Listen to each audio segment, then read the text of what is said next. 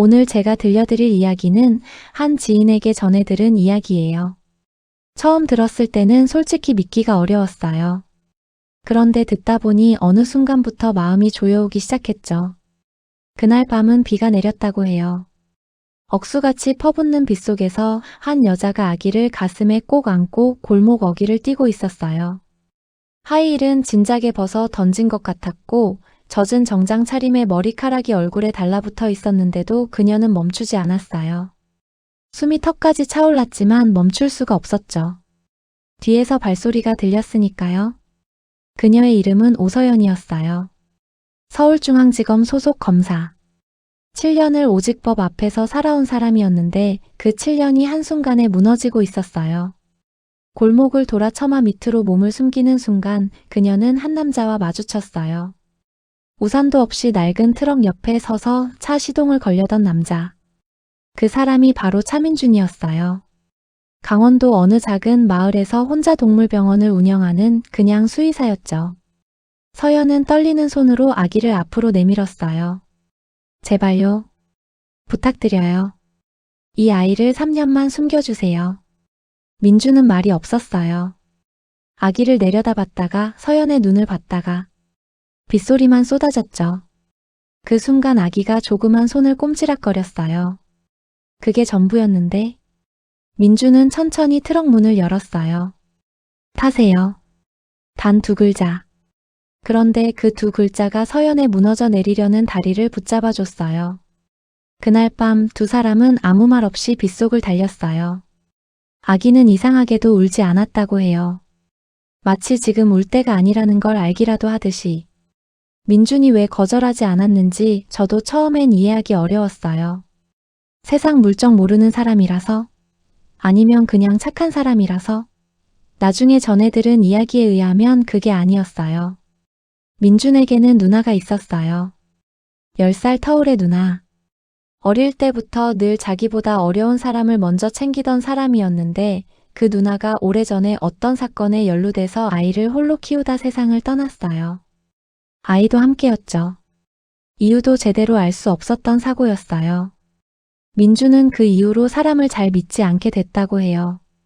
깊이 들어오지도 않고 깊이 들어가지도 않으면서 그냥 혼자 조용히 사는 사람이 돼버린 거죠. 그런데 그날 밤 빗속에서 서연이 내밀던 아기를 봤을 때 어떤 기억이 올라왔던 거예요. 차 안에서 민주는 한 가지만 물었어요.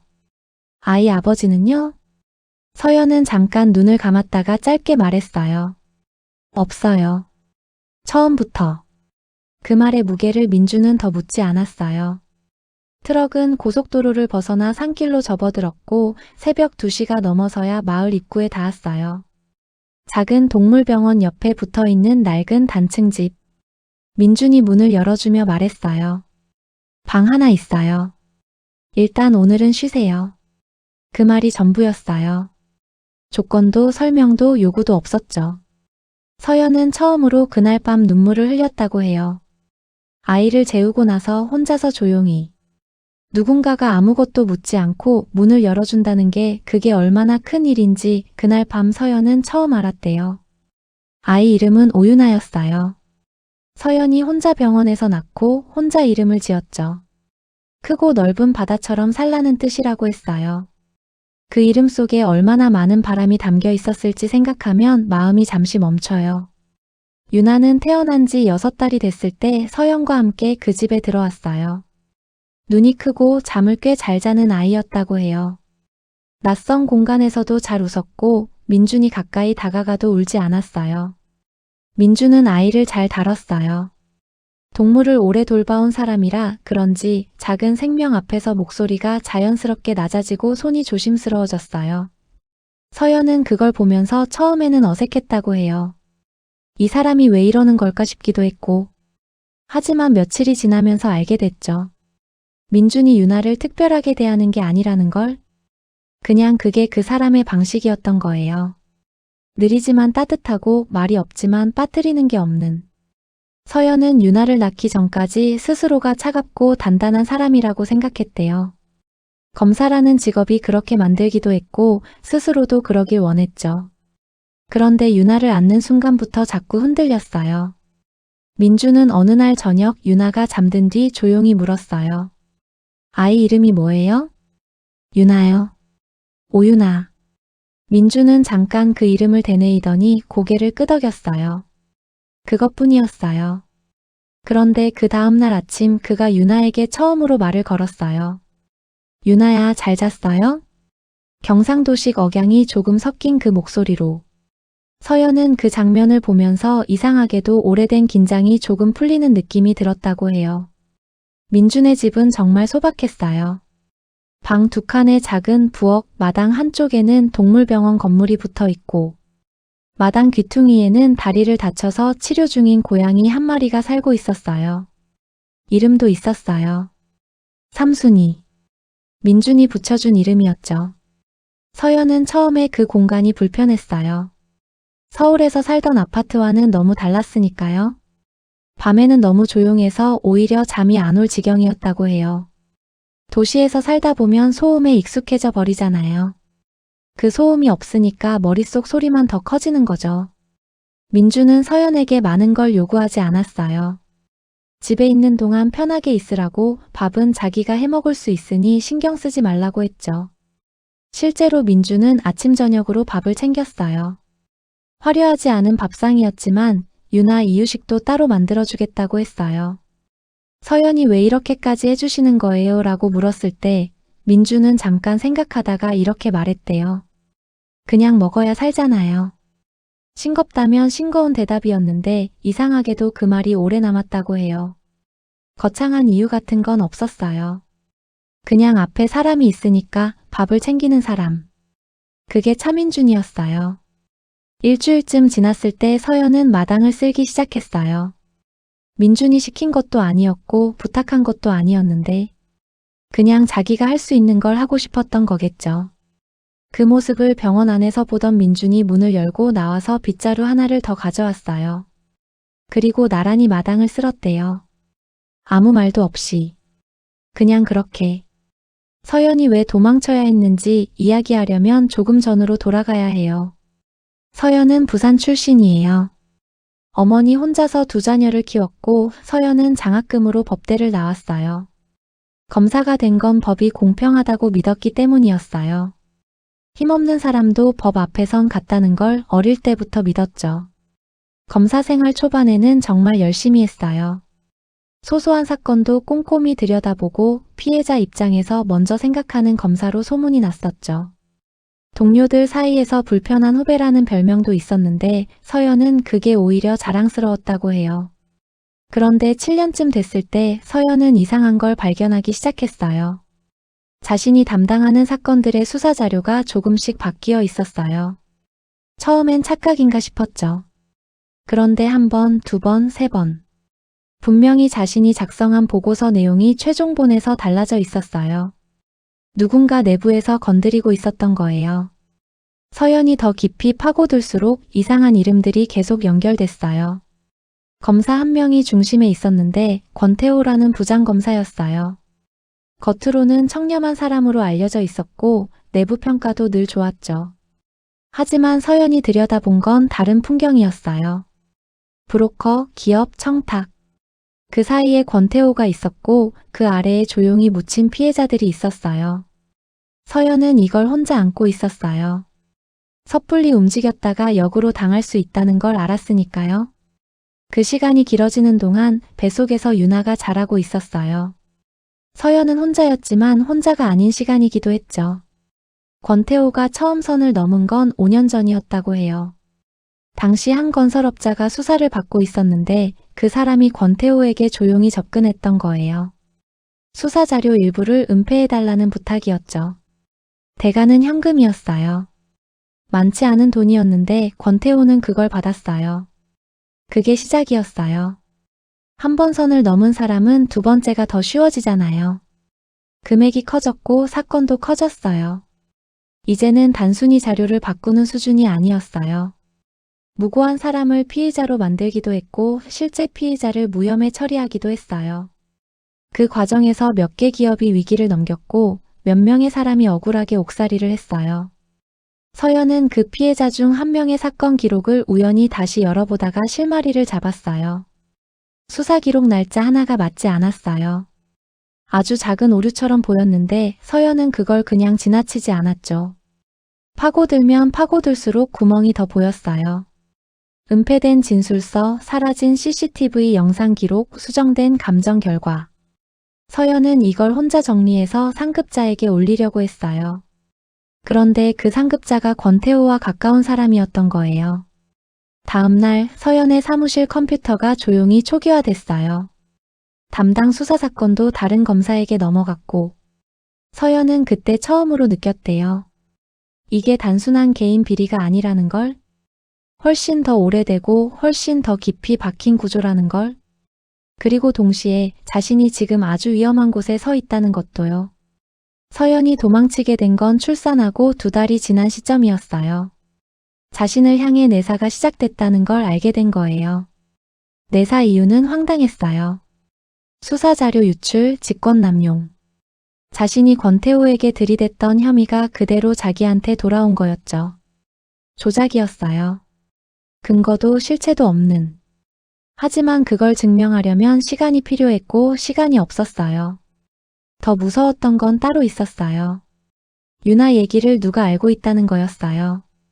아이가 있다는 걸 어디 병원에서 낳았는지까지. 서연은 그 순간 등골이 서늘해졌대요. 아이를 이용할 수도 있다는 생각이 들었으니까요. 그날 밤 서연은 유나를 안고 집을 나왔어요. 핸드폰은 두고 갔어요. 카드도요. 현금 얼마와 유나 분유, 기저귀만 챙겼어요. 어디로 가야 할지도 몰랐어요. 지인들한테 연락하면 그쪽에도 피해가 갈 수 있었으니까요. 그냥 일단 멀리 가야 했어요. 비가 오는 밤에 서울을 빠져나왔고 버스를 2번 갈아타다가 낯선 마을 골목에서 민준과 마주친 거예요. 그게 계획이었다면 말이 되지 않죠. 그냥 그 자리에 있던 사람이 민준이었을 뿐이에요. 서연은 나중에 이런 말을 했대요. 그날 민준 씨가 문을 열어주지 않았다면 저는 그냥 그 골목에서 주저앉아 버렸을 거예요. 그 말을 전해 들으면서 마음 한구석이 오래 무거웠어요. 민준의 하루는 이른 아침부터 시작됐어요. 새벽 6시면 일어나서 동물병원을 열기 전에 마당을 한 바퀴 돌고 삼순이 밥을 챙기고 입원 중인 동물들 상태를 확인하고 그 다음에야 자기 아침을 먹었어요. 마을 사람들은 민준을 잘 알았어요. 말이 없고 좀 무뚝뚝해 보여도 급하게 연락하면 새벽에도 나와준다는 걸 다 알고 있었으니까요. 소 한 마리가 어디 다쳤다, 강아지가 갑자기 이상하다, 연락이 오면 민준은 토를 달지 않았어요. 서연이 그 집에 들어온 뒤에도 민준의 일상은 거의 바뀌지 않았어요. 달라진 게 있다면 밥을 2사람분 차리게 됐다는 것, 그리고 유나의 울음소리에 잠에서 깨는 날이 생겼다는 것 정도. 서연은 며칠 뒤부터 조심스럽게 병원 일을 도왔어요. 청소도 하고 손님 응대도 하고. 민준은 처음엔 괜찮다고 했지만 서연이 굳이 하겠다니까 막지 않았어요. 마을 사람들은 처음엔 수군거렸어요. 민준 집에 여자가 생겼다고, 아기까지 있다고. 하지만 민준이 그냥 조카랑 처제가 잠깐 와 있는 거라고 짧게 설명하자 더 이상 깊이 묻는 사람은 없었어요. 시골 마을이라 입이 빠른 것 같아도 사실은 남일에 오래 관심 두지 않는 법이거든요. 그렇게 하루하루가 쌓였어요. 민준은 변함없이 조용했고 서연은 조금씩 숨을 고르기 시작했고 유나는 무럭무럭 자랐어요. 겉에서 보면 아주 평범한 풍경이었어요. 하지만 그 안에 얼마나 많은 것들이 팽팽하게 담겨져 있었는지는 그 집에 있던 2사람만 알고 있었죠. 마을에서 소문이 퍼지는 건 생각보다 빠르지 않았어요. 그게 오히려 이상할 정도로.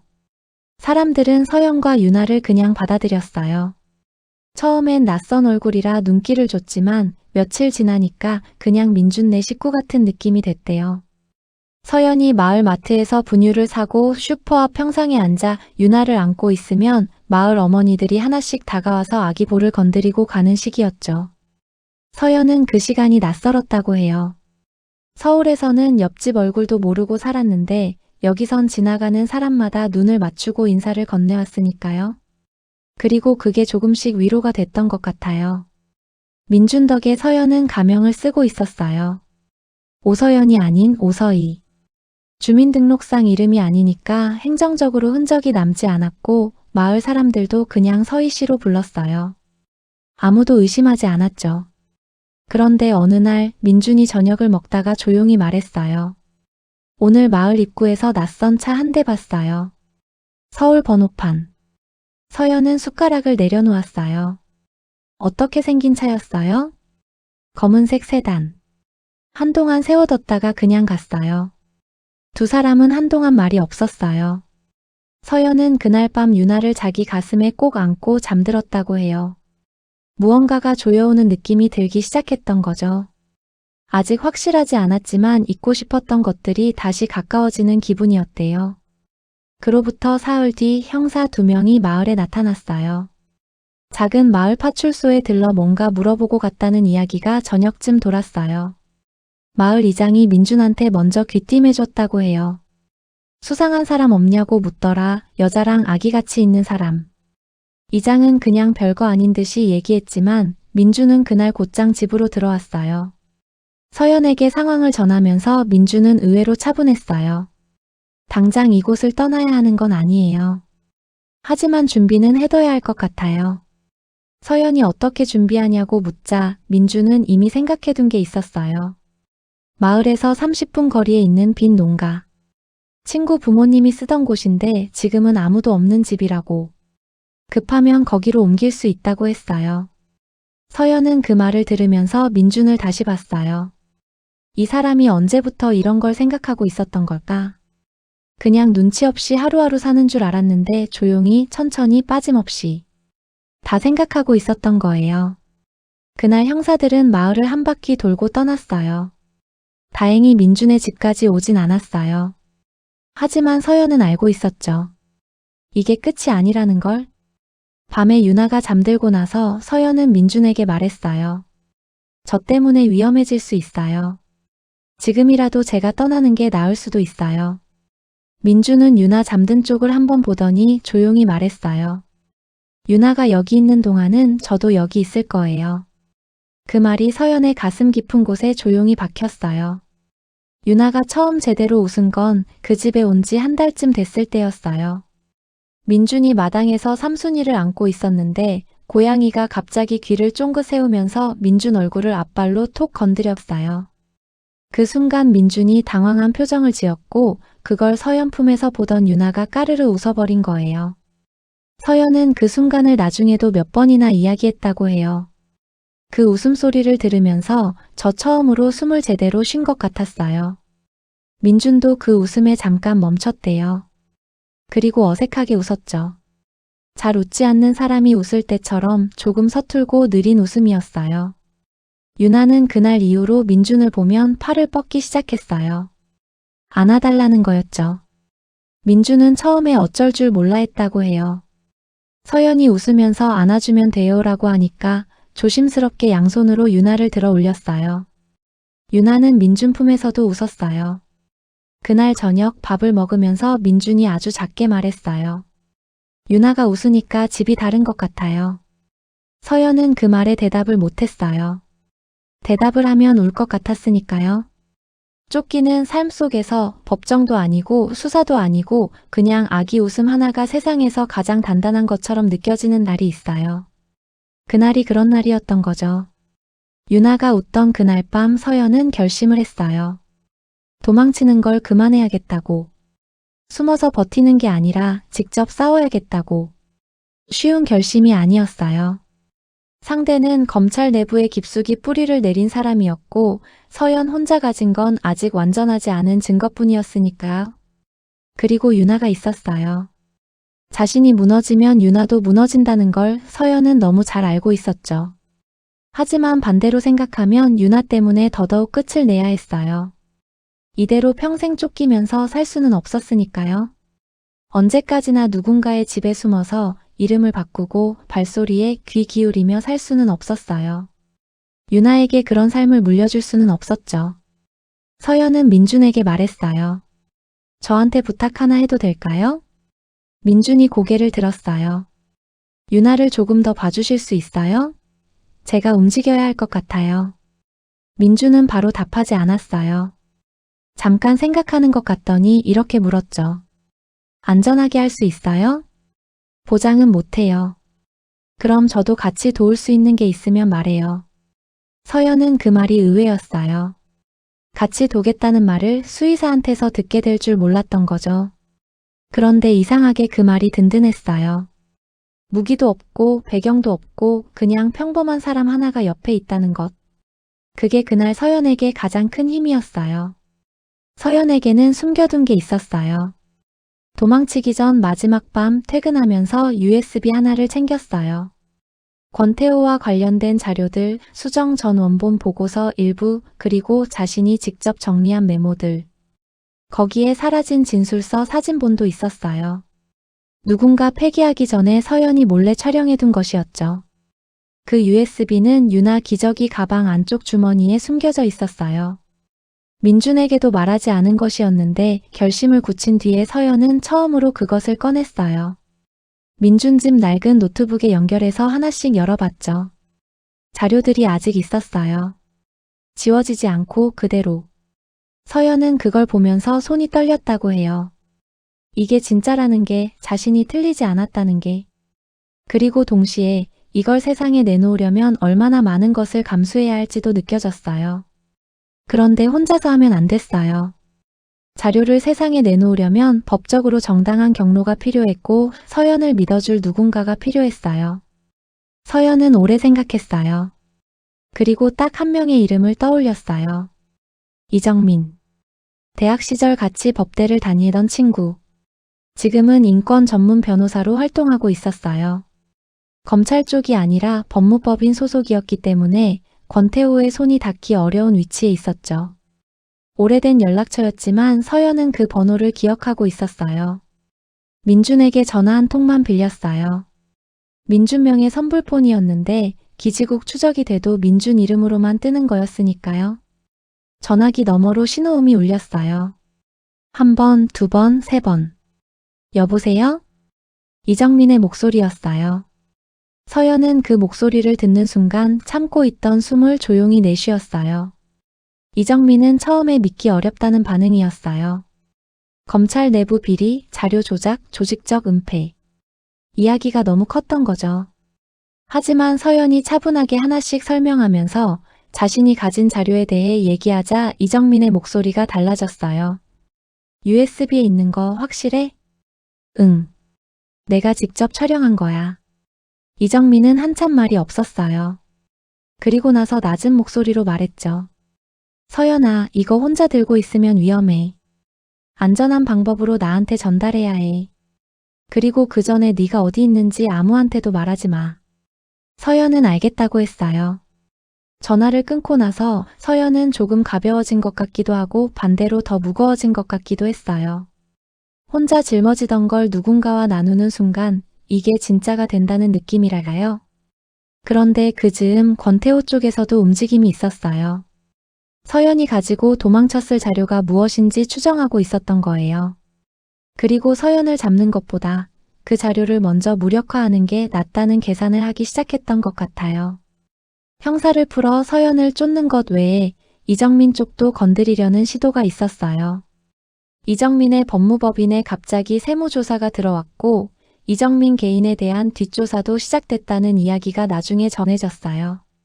그걸 모른 채 서연은 준비를 하고 있었고 민주는 그 옆에서 조용히 자기 자리를 지키고 있었어요. 마당이 삼순이가 봄볕 아래 늘어지게 자는 동안 그 집 안에는 보이지 않는 긴장이 흐르고 있었어요. 민준이 화를 낸 건 단 한 번이었어요. 어느 날 오후 마을 입구에서 낯선 남자 2명이 동물병원으로 들어왔어요. 강아지 진료를 핑계로 왔는데 말을 나눠보니 이것저것 캐묻는 게 심상치 않았어요.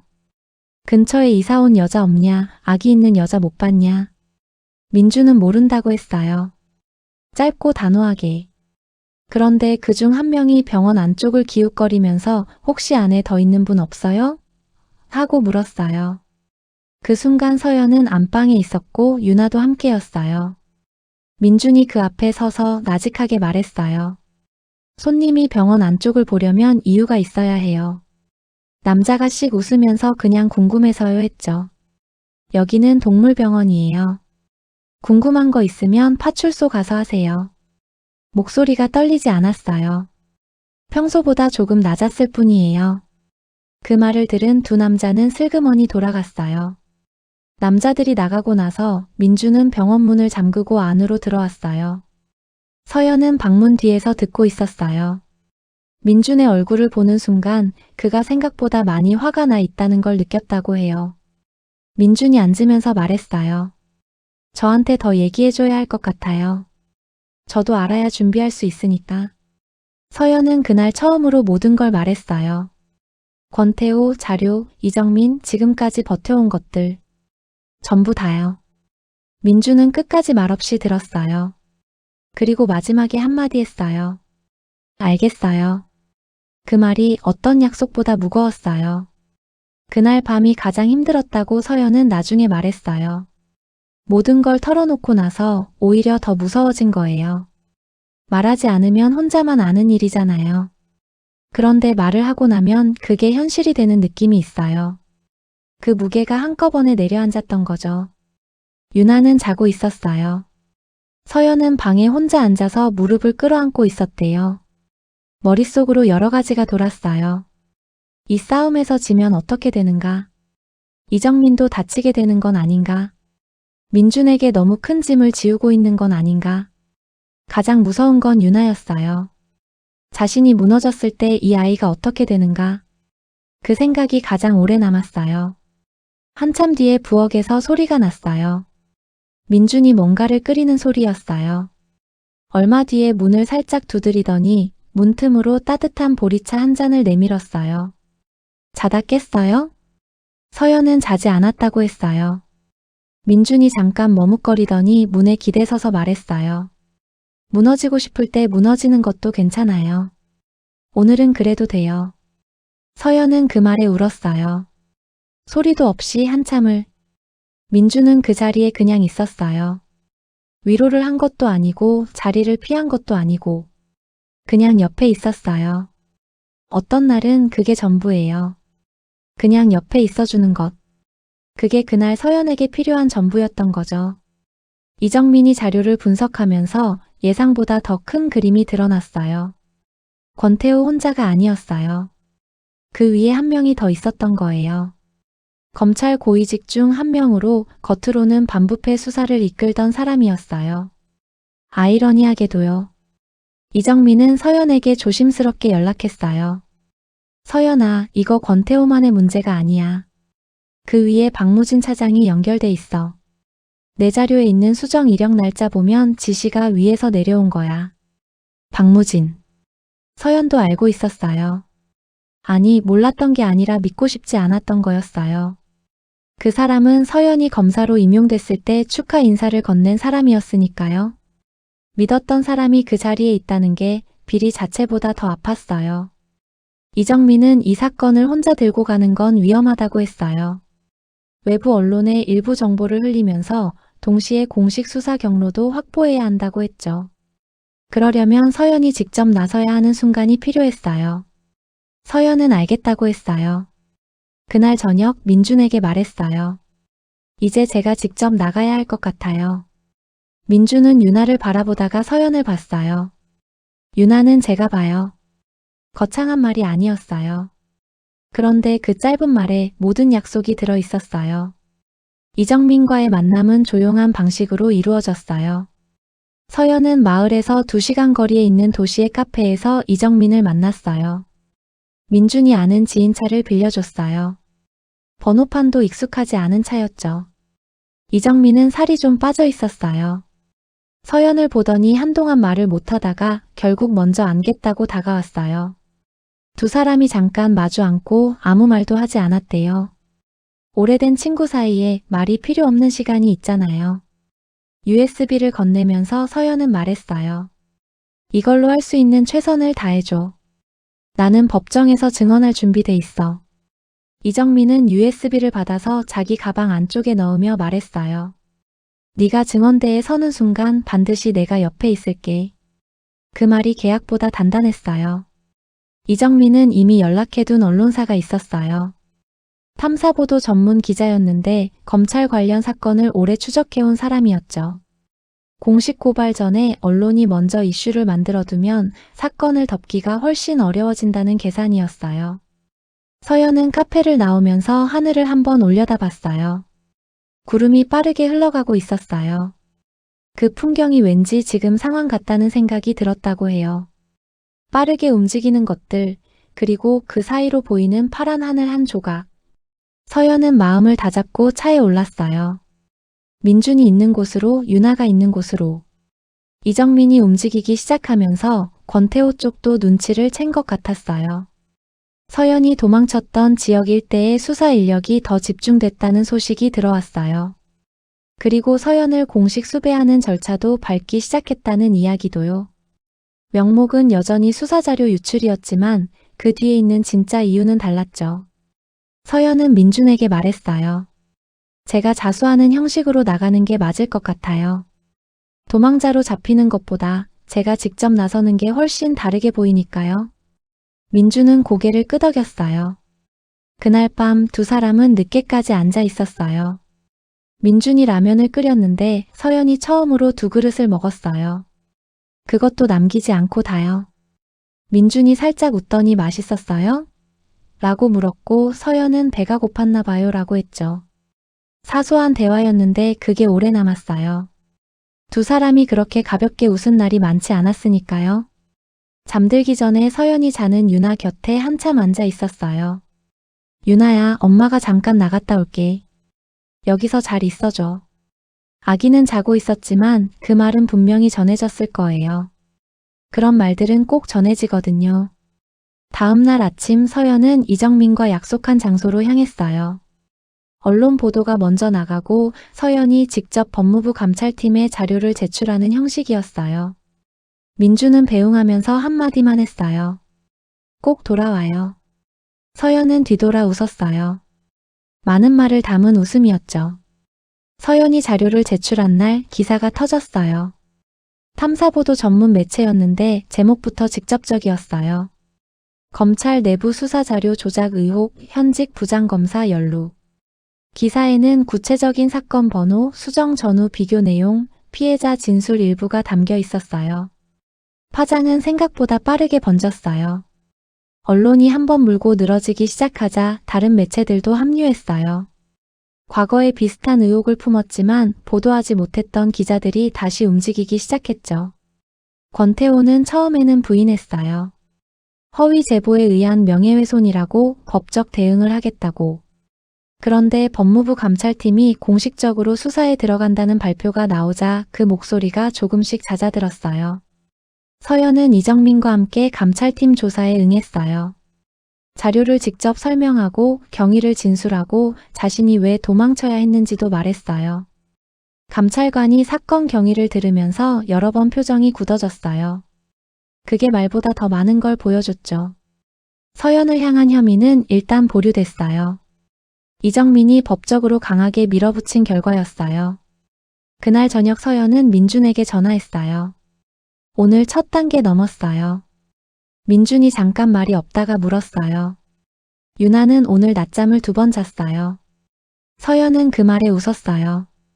법정 얘기도 아니고 무거운 말도 아닌데 그냥 그 한마디가 가장 좋았다고 해요. 권태호가 자신의 혐의를 공식 인정한 건 수사가 시작된 지 3주가 지났을 때였어요. 처음엔 일부만 인정했어요. 수사자료 수정 사실은 인정하되 위에서 지시를 받은 거라고 했죠. 그러면서 박무진의 이름을 꺼냈어요. 박무진은 바로 전면 부인에 나섰어요. 권태호가 개인적으로 한 일이라고. 자신은 지시한 적이 없다고. 하지만 그 순간 이정민이 준비해둔 2번째 자료가 공개됐어요. 서연이 USB에 담아온 것 중에 이메일 내용이 있었어요. 수정 지시가 적힌 내부 메시지. 발신자는 박무진이었어요. 그게 공개되자 박무진의 부인은 더 이상 통하지 않았어요. 이 과정에서 피해자들도 하나씩 나오기 시작했어요. 억울하게 기소됐던 사람, 무혐의가 됐어야 할 사람이 처벌받았던 사람. 오래 쌓인 억울함이 쏟아지기 시작했죠. 서연은 그 뉴스들을 보면서 조용히 울었어요. 이정민 옆에서요. 이 사람들이 진작 목소리를 낼 수 있었어야 했는데 이정민은 그러게라고 했어요. 그 짧은 말 속에 많은 것이 담겨 있었죠. 나쁜 사람이 무너지는 걸 보는 게 시원해야 하는데 그 전에 누군가가 오래 아팠다는 사실이 먼저 마음에 걸려요. 참교육은 속이 시원한 동시에 왜 이렇게 오래 걸렸냐는 마음이 함께 오거든요. 그게 현실이에요. 공판이 시작된 건 자료가 제출되고 2달이 지난 뒤였어요. 서연은 증인으로 출석했어요. 처음에는 방청석이 조용했는데 서연이 증언대에 서자 웅성거림이 잠깐 있었어요. 수배됐던 사람이 증언대에 선다는 게 보는 사람에게도 낯선 장면이었겠죠. 서연은 떨리지 않았다고 해요. 사실은 떨렸을 거예요. 하지만 그 순간 마음속에서 한 장면이 떠올랐대요. 유나가 처음 웃던 날. 마당에서 삼순이가 민준 얼굴을 건드리고 유나가 까르르 웃던 그날. 그게 왜 떠올랐을까요? 서연 스스로도 몰랐다고 해요. 그냥 그 장면이 떠오르자 발이 땅에 닿는 느낌이 들었다고 했어요. 서연은 차분하게 증언했어요. 감정을 섞지 않고 사실만. 언제 무엇을 발견했고 어떻게 자료를 확보했으며 왜 도망칠 수밖에 없었는지. 판사가 여러 번 끊고 질문했어요. 변호인이 흔들려고 했어요. 서연은 흔들리지 않았어요. 수백 번 머릿속으로 되짚어온 사실들이었으니까요. 이정민은 법정 밖에서 기다리고 있었어요. 서연이 나오자 아무 말 없이 손을 한번 꽉 쥐어줬어요. 그리고 민준에게서 문자가 왔어요. 유나가 오늘 혼자 앉았어요. 서연은 법원 복도에서 그 문자 하나를 보고 또 울었어요. 이번엔 기쁜 눈물이었어요. 재판이 이어지면서 예상하지 못했던 사람들이 나왔어요. 권태호와 박무진 밑에서 일했던 실무 검사 중 한 명이 자진해서 내부 고발을 했어요. 자기도 지시를 받았다고 거절하려다 협박당했다고. 그동안 혼자 들고 있던 걸 내려놓기로 한 거였어요. 그 사람 이름은 밝혀지지 않았어요. 보호 조치가 이루어졌으니까요. 하지만 그 증언이 재판의 흐름을 바꿨어요. 외부에서 들어온 증거가 아니라 내부에서 직접 본 사람의 말이었으니까요. 서연은 그 이야기를 전해 들으면서 오래 생각했어요. 그 사람도 오랫동안 힘들었겠다는 생각. 매일 아침 출근하면서 자기가 하는 일이 잘못됐다는 걸 알면서도 말하지 못했을 그 시간들. 그 무게가 얼마나 됐을지. 사람은 나쁜 구조 안에서도 자기 선택을 하게 돼요. 그리고 어느 순간 용기를 내는 사람이 있어요. 늦었더라도 두렵더라도. 그게 세상을 조금씩 다른 방향으로 밀어가는 힘이에요. 서연의 싸움은 혼자가 아니었어요. 이정민이 있었고 이름 모를 내부 고발자가 있었고 그리고 먼 마을에서 유나를 돌보며 기다리는 민준이 있었죠. 화려하지 않았어요. 드라마 같은 반전도 없었어요. 하지만 각자 자기 자리에서 할 수 있는 것을 한 사람들이 그렇게 하나의 이야기를 만들어가고 있었어요. 권태호에 대한 1심 선고가 나온 건 재판이 시작되고 5달이 지났을 때였어요. 징역 7년, 자격정지 5년. 법정 구속이었어요. 판결문에는 수사자료 변조, 직권 남용, 뇌물수수, 그리고 피의자 적법 처리 방해까지 담겼어요. 무고한 사람을 피의자로 만든 것에 대해서도 별도 항목이 있었어요. 판사가 선고를 읽는 동안 방청석 한쪽에서 오래된 울음소리가 났어요.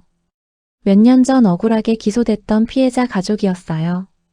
조용하게 소리를 누르면서 우는 울음이었는데 그 소리가 법정 전체에 조용히 깔렸어요.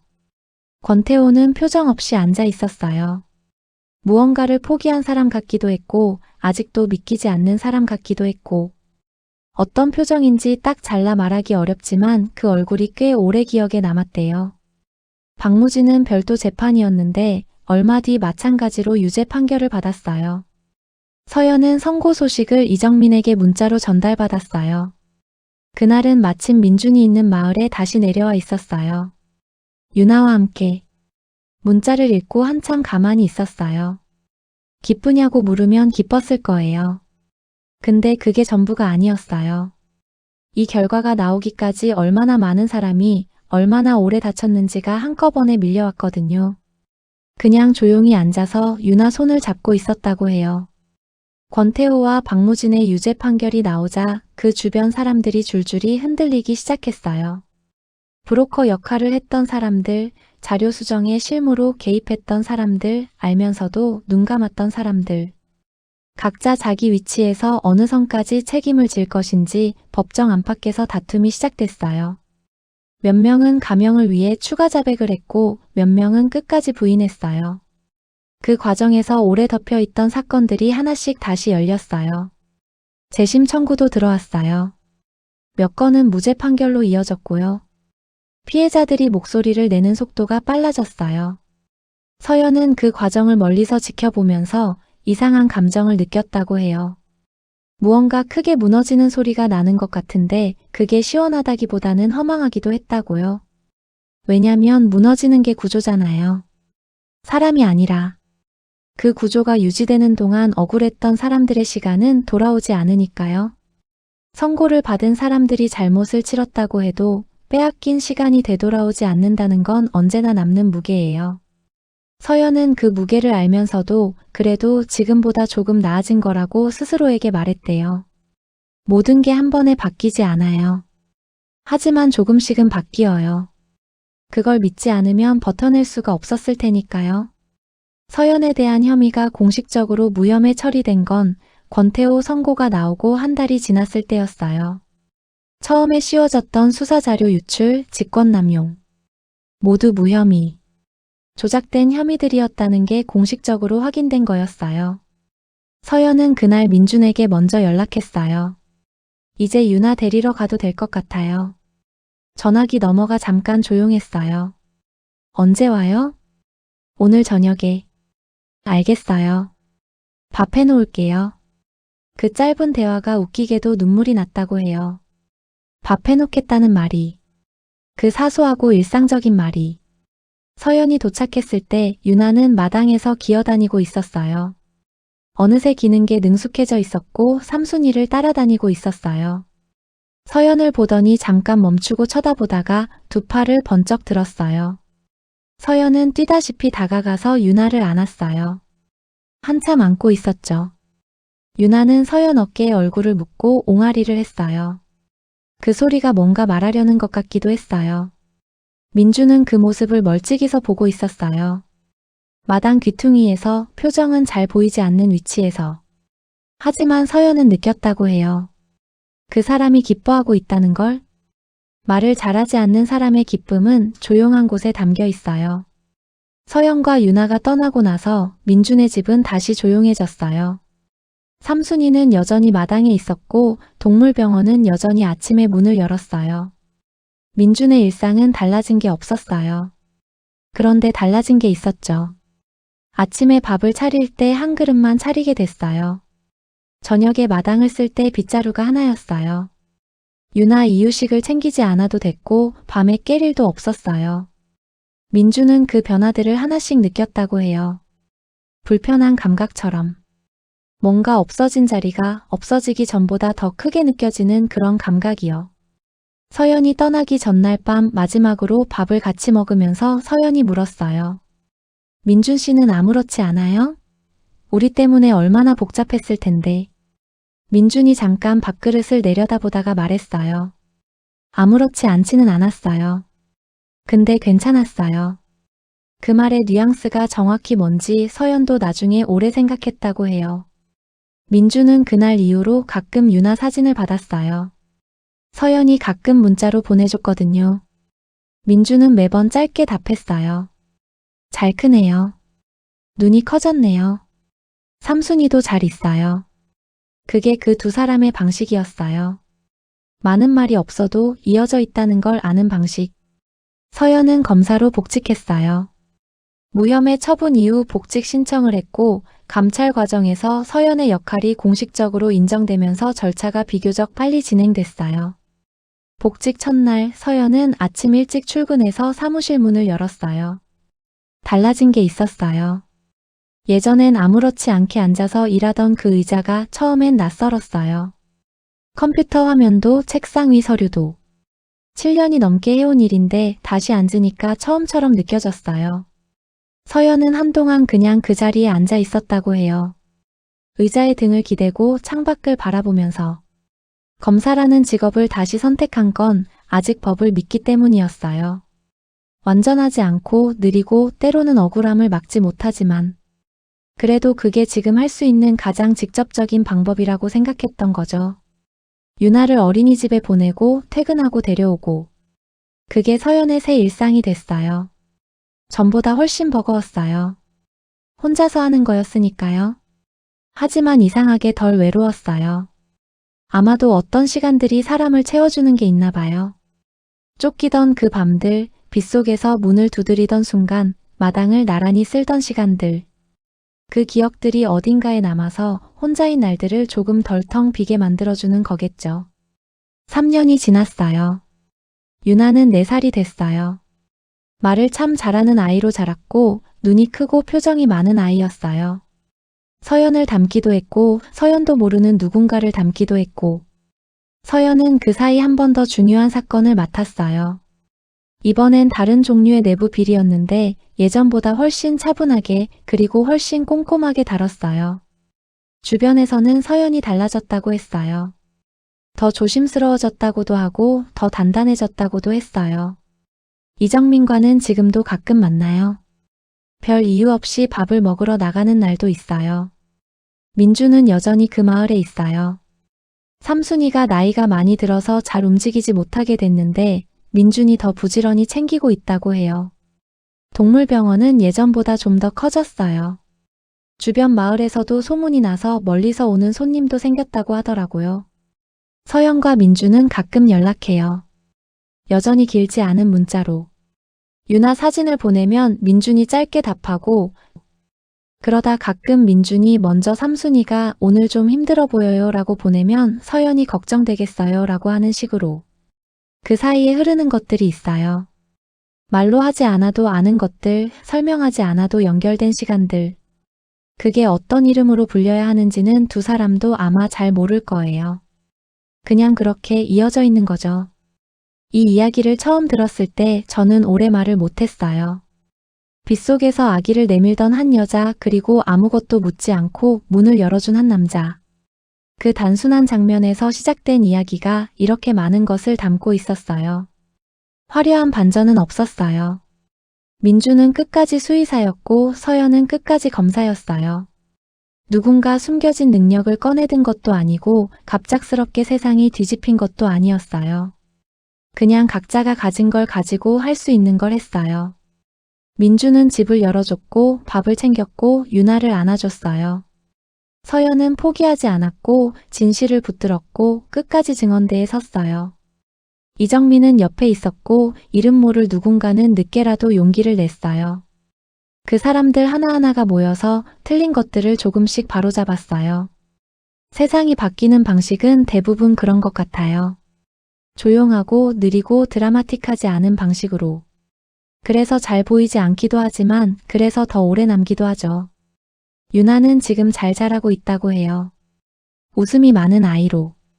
그 웃음이 어디서 온 건지 이 이야기를 끝까지 들으신 분들은 아마 알 것 같아요. 오래된 골목 처마 아래 빗속에서 문을 열어준 사람이 있었다는 것. 그것 하나로 충분히 달라질 수 있다는 것. 오늘도 어딘가에서 누군가가 그 문을 열어주고 있기를 바라면서 오늘 이 이야기 마음에 조금이라도 남았다면 그걸로 충분해요. 구독이나 좋아요는 부담 없이 두고 가세요. 억지로 누르는 건 제 스타일이 아니니까요. 그냥 마음이 움직이셨다면 그때 슬며시. 그게 저한테는 가장 기쁜 인사예요.